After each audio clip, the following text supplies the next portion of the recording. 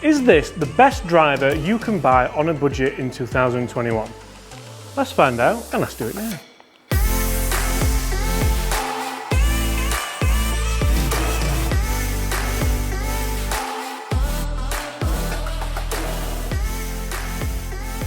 Hi everyone, James Robinson here guys. First things first, we're going to get straight into today, so I'm really excited about testing this driver. So this is the Benross Delta X Driver, and it's affordable, it's cheap, it's budget, it's all the good things that you want, but we're going to see today how it performs. And the reason why it's still in its wrapping is because I wanted you guys to see my first reaction. I've not seen one, I've not hit one, I've not touched one, and sometimes shelf appeal, first reaction, it's all quite important when you're looking at a new driver, no matter how much it costs. Also guys, I should probably say that we are giving away this driver, so if you do want to win this driver, make sure you do subscribe to this channel, make sure you like this video and comment below Benross, B-E-N-R-O-S-S, I think.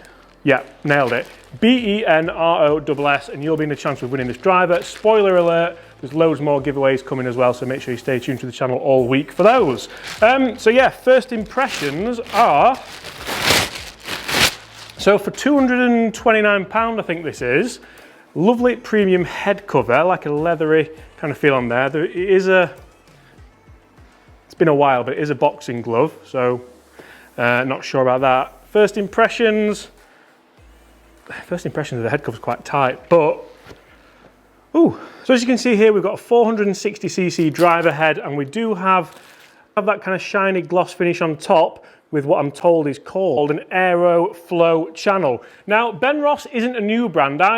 We used to sell Benross in the pro shop at Tankers when I was an assistant many moons ago.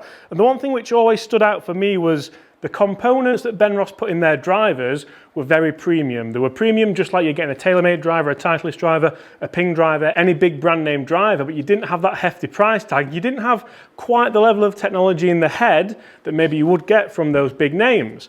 Now we've got the airflow channel, the 460cc head, the CT face and the stability bar. Could Benross be making moves into that premium market without the premium price, which I know is such a huge factor for people, especially now. And I'm really interested to put this up against some of the big name brand drivers, but also against some of the older drivers, some of the drivers which you might spend £200, £230 on in the second-hand market. So we spoke components, and the shaft is a Ventus Fujikura stiff, and we've got a Lamkin crossline grip on there as well, which both are premium products. You've definitely heard of Lamkin grips, and I imagine you've probably heard of Ventus shafts with Rory and DJ playing, albeit not this exact shaft, but a shaft made from that company. Looking down at it, it looks a little bit busy. So we've got Callaway-esque alignment arrow there, which I quite like. I don't think it particularly needs these red lines here to help you square it up, although if alignment is an issue for you, that might well help you. And obviously you can see the airflow channel there on top as well. It is a very shiny head, and I love the shape of the head. Not so much everything going off on it, but the shape of it almost reminds me of the old Bridgestone drivers, which I thought looked amazing as well. Right, first shot. That is a very solid hit. One thing I have to say about this club is it's not adjustable loft, and if you go on the kind of American Golf website where you can get this, you can get 10.5 or 12. So I've got the 10.5 loft, which is closer to the 9.5 that I would be using.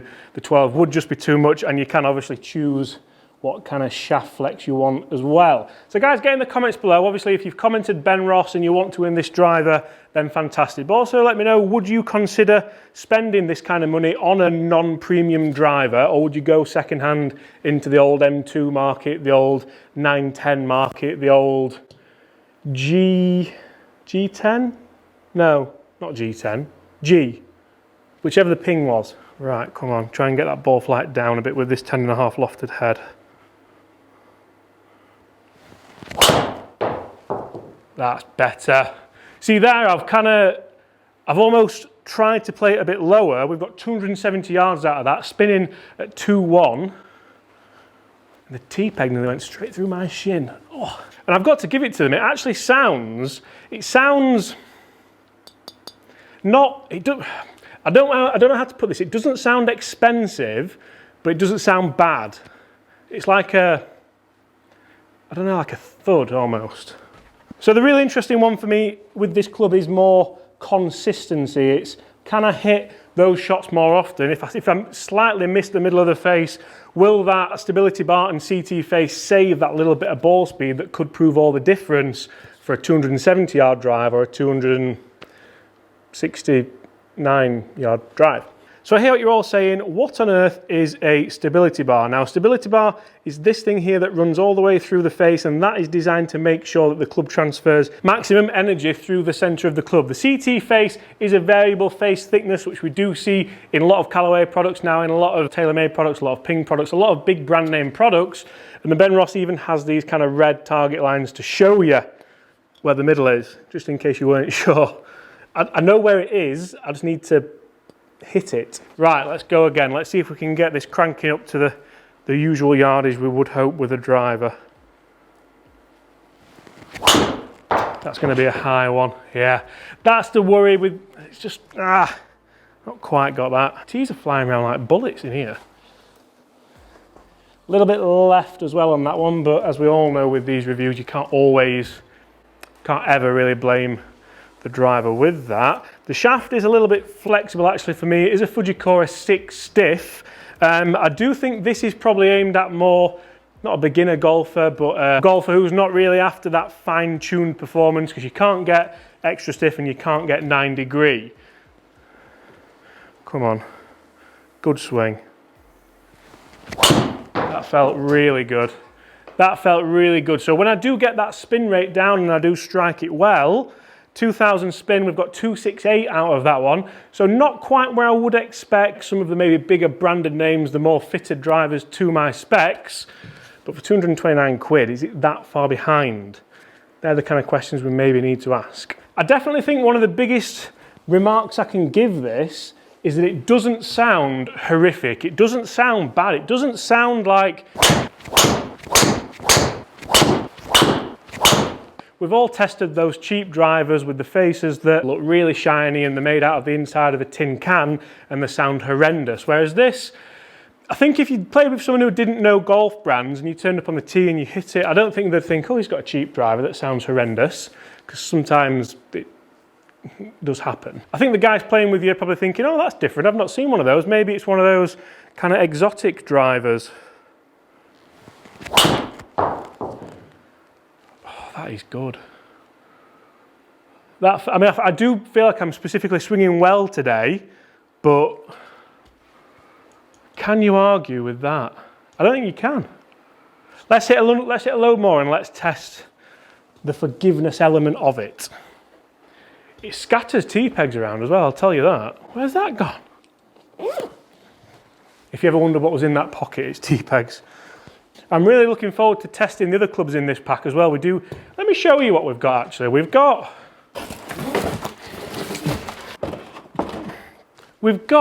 also, we'll have to use a T-peg for this, but it doesn't particularly matter if we can get in. We have the irons that go with this set. So these are the Benross Delta X irons. And again, they look more on the kind of forgiving side. But actually, for the price, these are going to be given away as well, by the way, later on this week, so make sure you stay tuned for that. They look all right, don't they? You back in there for now. And you know, they're always interesting videos, these kind of budget, cheaper clubs, because it's not that I want them to perform well, but I think I want to show people that you don't have to spend a fortune to enjoy playing golf. Take that last drive there, for instance. That went 274 yards, 269 yards in the air. It spun at 2,097, and the ball speed was just shy of 160. And it didn't cost a fortune. I could cope with that. Oh, that was really good. Oh, that was a little bit heely actually, but it's a little bit left again, but that's me. And it's interesting, so a lot of people wonder how brands can do golf clubs for so cheap. And it's not because they're trying to sell you cheap, tacky product. It's not because the components aren't as good as some of the other drivers out there. It's because they don't have the same marketing cost. They don't have the same outlay. So they can sell you that driver cheaper than the bigger brands and still make a decent profit. Because profit's not a dirty word.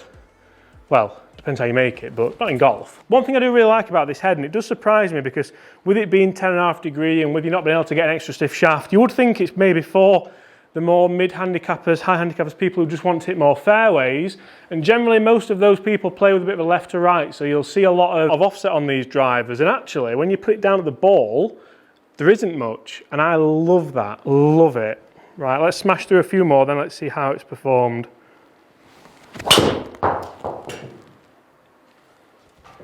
Decent. Double decent, as tubes would say. Now, I'd love to say that I'm kind of shocked or surprised with how this driver's performing, but I'm really not. When we used to stock the Benross stuff back at the pro shop I used to work at many moons ago, it was decent stuff. People always enjoyed it. The more senior members would come in and recognise the name, they'd put it down and go, oh, yeah, that looks all right, Tony, doesn't it? Yeah, I'll take that out and have a go. And they'd generally come back and they'd be quite happy with it, that it's gone as far or further than their old driver. That's the one that worries me a bit. I struck that really well, and it's spun up at nearly 3.6 high. I mean, it's in the fairway, so we can't complain too much, but it's brought the distance back quite a lot. Right, last two shots, and then we will look at how far this bad boy's gone. To say it's not in my specs, I think we're going to be quite impressed. Oh no, why? Why now? It's been such a good day. What? I suppose we have to have one in there for the sake of the test, don't we, really? So, last shot. Come on, let's see if we can get the biggest drive of the day out there. Try and smash it. No. Nearly. For me, when I do actually hit it harder and try and really get one out there, it actually rises in spin that little bit and it costs me distance. So for me, if I was going to use this driver, I'd have to maybe just not hit it too hard and pat it down there and probably get some okay distance out of it. Let's take a look how the Benross Delta X Driver has performed for £229. Remember, if you want one, comment below Benross, B-E-N-R-O-O. No. Remember, if you do want one, guys, hit that subscribe button, leave us a like and comment below Benross. Let's see how it's done. Now, I'm happy with that. I think the last two shots were the worst. Probably got a little bit tired. We filmed a few videos today to try and get some content ahead. Obviously, it's not a great time at the minute, but actually, I'm quite happy with, like, most of those aren't missing the fairway, are they? And only two of them are going to be really disastrous. So, but yeah, for £229, I'm happy with that. And usually we'd just look at the kind of averages, but I really want to have a look at all the shots. And you can see some of them are lacking a little bit. Like there's a 251 there, there's a 258, there's a couple of 260s as well. But then when I really got it, 270, going 277, and there are some decent numbers in there. So we've got some averages of 262 and 266, clubhead speed 105, ball speed 152. So ball speed's not the best. Spinning average at 2.8, which is really, really good. Now, if for sake of argument, we take out, obviously, just some of the ones that maybe weren't the best strike, probably that one.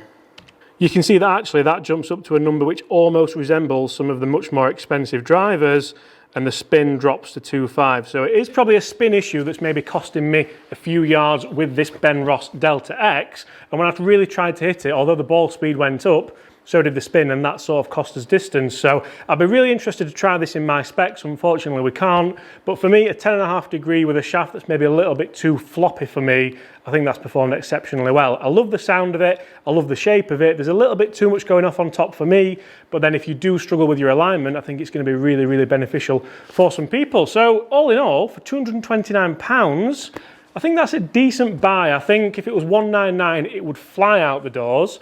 But that's absolutely nothing to do with me. So guys, thank you so much for watching. Remember, if you do want to win a Benross Delta X, get in the comments below, comment Benross, leave us a like and make sure you're a subscriber so you don't miss it.